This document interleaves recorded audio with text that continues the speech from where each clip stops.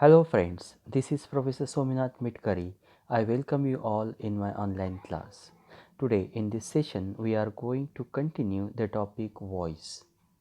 In the previous two lectures we have learned how to identify the voice of the given sentence and what are the structures of active and passive voice.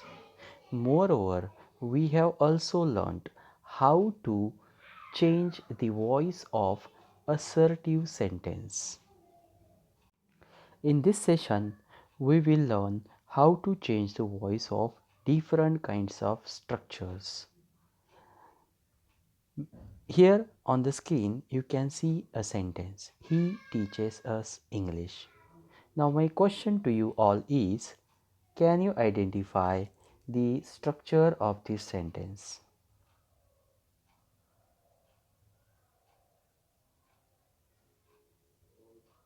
Yes, here is the structure. He is a subject, teaches is a verb, us is one object and English is second object. So here are two objects.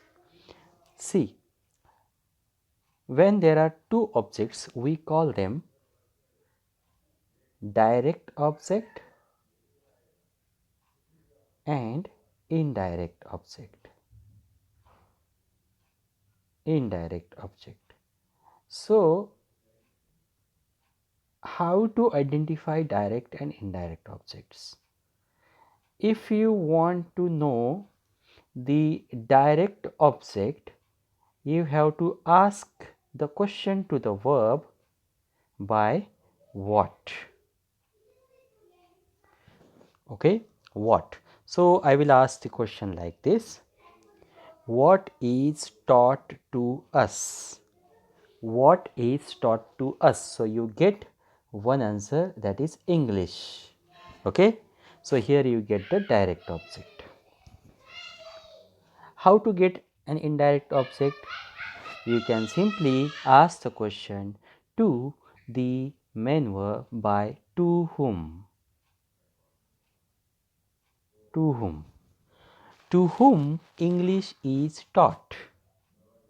Okay, to whom English is taught, and you get the answer us. So you get indirect object. This is the method to know if the object is available in the sentence or not. दिलेल्या वाक्यामध्ये object आहे का नाही हे जर ओळखायचं असेल तर क्रियापदाला व्हॉट किंवा टू हुमने प्रश्न विचारा. दोन्हीपैकी कुठल्याही एका प्रश्नाचं उत्तर आलं तर याचा अर्थ आलेलं उत्तर त्या वाक्यामध्ये ऑब्जेक्टचं काम करत आहे. आणि जर तुम्हाला particularly direct object find out करायचं असेल तर क्रियापदाला व्हॉट ने प्रश्न विचारला तर तुम्हाला डायरेक्ट ऑब्जेक्ट मिळेल. जसं व्हॉट इज टॉट टू अस, तर तुम्हाला उत्तर मिळतं इंग्लिश. आणि टू हुम इंग्लिश इज टॉट असं विचारलं तर तुम्हाला उत्तर मिळतं अस. अस हे इनडायरेक्ट ऑब्जेक्ट आहे आणि इंग्लिश हे डायरेक्ट ऑब्जेक्ट आहे. आता प्रश्न इथे आता असा आहे की आपल्याला ॲक्टिव्ह व्हॉइसचा पॅसिव्ह व्हॉइस स्ट्रक्चरमध्ये कन्वर्ट करायचा आहे. So when we change active voice to passive voice, we take object first as a subject. Passive voice करत असताना आपण ॲक्टिव्ह व्हॉइसमध्ये आलेला ऑब्जेक्ट सुरुवातीला घेत असतो पॅसिव्ह व्हॉइसमध्ये. पण या ठिकाणी दोन ऑब्जेक्ट्स आहेत. मग कसं करायचं? तर अगदी सोपं आहे. तुम्हाला दोन्ही ऑब्जेक्ट घेऊन पॅसिव्ह व्हॉइस करता येतो, परंतु त्यांची स्ट्रक्चर्स वेगवेगळी तयार होतात. So how? Here you can see the first. If you take this object first, us, so the structure will be like this. So us will be changed to we. So we, then this is in simple present tense teaches, आणि simple present टेन्समध्ये असल्यामुळे तुम्हाला या ठिकाणी to बीचं सहाय्यकारी रूप घ्यावं लागेल. We अनेक वचनी असल्यामुळे टू बीचे प्रेझेंट टेन्समधलं सहाय्यकारी क्रियापद ॲम इज आर यापैकी आर हे घ्यावं लागेल. We are. नाव take the past participle form of teaches, that is taught. Okay, we are taught. आता राहिलेलं जे ऑब्जेक्ट आहे इंग्लिश, दुसरं ऑब्जेक्ट ते घ्या. ओके, त्यानंतर प्रिपोजिशन बाय आणि the subject in active voice will become object in passive voice. Okay, this is the first method. Second is take English, that is second object first. Here English rest is dot, is a to be's form. English एक वचनी असल्यामुळे आपल्याला आता या ठिकाणी to बीचं रूप is घ्यावं लागेल. English is क्रियापदाचं तिसरं रूप टॉट. आता राहिलेलं ऑब्जेक्ट घ्यायचं आहे अस. हे कुठे घ्यायचं? बायच्या अगोदर घ्यायचं. बघा इथे सुद्धा पहिल्या वाक्यात सुद्धा आपण ते बायच्या अगोदरच राहिलेलं ऑब्जेक्ट घेतलेलं होतं, म्हणजेच दुसरं ऑब्जेक्ट घेतलं होतं. तर या ठिकाणी आपण हे घेणार आहोत. पण एक लक्षात ठेवा, जेव्हा तुम्ही इनडायरेक्ट ऑब्जेक्ट इथे घेत असता इंग्लिश इज टॉटच्या नंतर आता आपण या ठिकाणी इनडायरेक्ट ऑब्जेक्ट घेतोय. हे घेत असताना टू प्लस ते ऑब्जेक्ट घ्यायचं, टू लिहायचं तिथे. Okay, so English is taught to us. त्यानंतर उर्वरित वाक्य नियमाप्रमाणे by him. So remember this, to us. Okay, then that structure will be meaningful. English is taught to us by him. This is how you can change the sentence of active voice into passive voice when there are two objects, direct object and indirect object. Let us learn how to change active to passive of different kind of structures. Here you can see first sentence, I help my mother in kitchen. Now you have to identify subject, verb and object. I is a subject, help is verb, my mother is object. Now what about in kitchen? This is not an object. हे तर object नाही. कसं ओळखायचं आहे पहा, आत्ताच सांगितलं. To whom किंवा व्हॉट याने क्रियापदाला प्रश्न विचारा. To whom I help, yes you get an answer, my mother. आता व्हॉटने प्रश्न विचारा. Okay, what do I help, इथे त्याचं उत्तर मिळतंय का? नाही.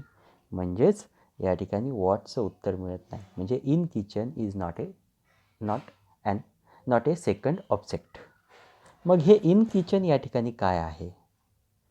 तर in kitchen is a prepositional phrase. लक्षात ठेवा, in kitchen he prepositional phrase आहे जे ॲडव्हर्बियलचं काम करते वाक्यामध्ये. सर्व प्रिपोजिशनल फ्रेज ह्या ॲडव्हर्बियलचं काम करत असतात. तर हे इन बघा, प्रिपोजिशनने सुरुवात झालेली इन किचन म्हणजे ती प्रिपोजिशनल फ्रेज आहे. मग जेव्हा प्रिपोजिशनल फ्रेजेस असतील तेव्हा वाक्य सोडवायचं कसं, त्याचा पॅसिव्ह वॉइस कसा करायचा?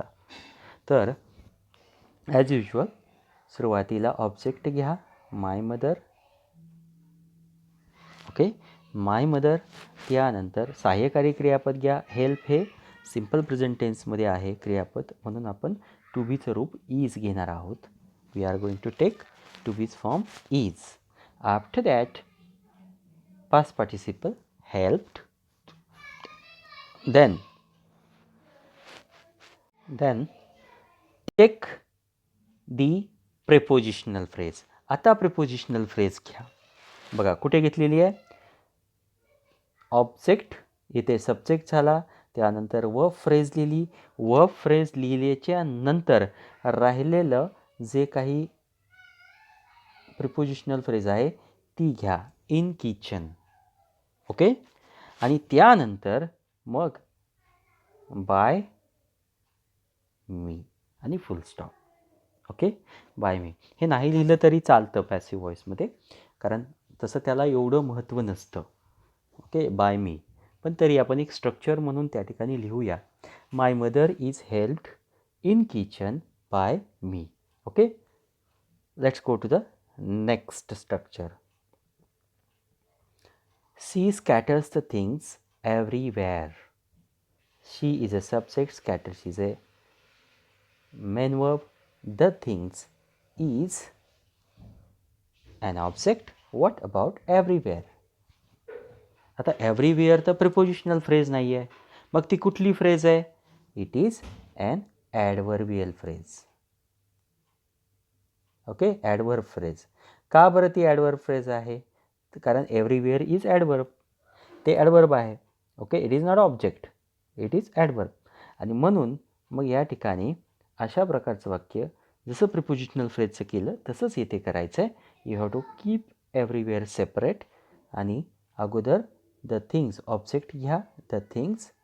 त्यानंतर सहाय्यकारी क्रियापद टू बीचं रूप सिम्पल प्रेझेंट टेन्समध्ये असल्यामुळे आर. त्यानंतर क्रियापदाचं तिसरं रूप स्कॅटर्ड. त्यानंतर आता राहिलेलं जे ॲडवर्ब आहे ते इथे मांडा क्रियापदाच्या नंतर एव्हरीवेअर. आणि मग तुम्ही इथे लिहू शकता by her. Okay. By her. The things are scattered everywhere by her, full stop. Okay. Now come to the next structure. Everyone knows that he is a gambler. Subject, verb, object हे ओळखायचं आहे. Everyone is a subject. Knows is an object. What about that he is a gambler? Knows is a verb. Sorry. Knows is a verb. Knows is a verb. So what about that he is a gambler? That he is a gambler is not an object. पण आता प्रश्न तर असा आहे की passive voice करत असताना आपल्याला ऑब्जेक्ट त्या ठिकाणी घ्यायचा आहे सुरुवातीला. And that he is gambler is a noun clause. तो क्लॉज आहे, मग त्याला तर आपल्याला चेंज नाही करता येत, तो आहे तसाच ठेवायचा. मग ऑब्जेक्ट कुठला घ्यायचा? So you have to take imaginary object here. इथे तुम्हाला इमॅजिनरी ऑब्जेक्ट घ्यावा लागेल. बघा, वाक्य चेंज करत असताना अशा प्रकारचं जर वाक्य आलं ज्या ठिकाणी क्लॉज आलेला आहे तर मग ते कसं करणार? एव्हरीवन नोज, प्रत्येकाला माहीत आहे. तर ह्याचा पॅसिव्ह व्हॉईस करत असताना इट इज नोन, तर स्ट्रक्चर घ्या. इट हे इमॅजिनरी ऑब्जेक्ट घ्या. It is non. नो हे क्रियापद आहे, त्याचं पास्ट पार्टिसिपल नोन. आणि नोज हे सिम्पल प्रेझेंट टेन्स असल्यामुळे आपण इज घेतो आहे आणि इट हे इमॅजिनरी घेतलं. It is known to everyone. Okay. To everyone नाही लिहिलं तरी या ठिकाणी चालेल. It is known to everyone that he is a gambler. आणि मग राहिलेलं जे क्लॉज सेंटेन्स आहे ते जसंच्या तसं त्या ठिकाणी तुम्ही घ्या. ओके. त्यानंतर next structure. He doesn't like anyone to help him. He doesn't like anyone to help him. या ठिकाणी पहा, हे जरा वेगळ्या प्रकारचं वाक्य आहे. इथे तुम्हाला इन्फिनिटिव्ह दिसेल, infinitive verb. Okay. To help, दोन वर्ब आहेत तिथे, डझंट लाईक आणि टू हेल्प. ओके. हे मुख्य क्रियापद आहे डझंट लाईक, आणि टू हेल्प हे इन्फिनिटिव्ह आहे. मग अशा प्रकारचे वाक्य करत असताना काय करायचं? तर हे करत असताना आपल्याला जे व्हॉईस चेंज करायचा आहे तो इन्फिनिटिव्हमध्ये चेंज करावा लागतो. जसं ही आहे तसंच ठेवलं आहे. डझंट लाईक म्हणजे आपण या क्रियापदाचा व्हॉईस चेंज केलेला नाही. आपण व्हॉईस कुठला चेंज करतो आहे? इन्फिनिटिव्हचा चेंज करतो आहे, लक्षात घ्या. He doesn't like to be helped by anyone. But no need to take by anyone. He doesn't like to be helped by anyone. Okay, असं ते वाक्य होईल. To be helped, to help him, so कसं होईल? To be helped. So here after to be आणि क्रियापदाचं तिसरं रूप हेल्प्ड. ओके, त्यानंतर by anyone. If you take by anyone, good. If you do not take, doesn't matter.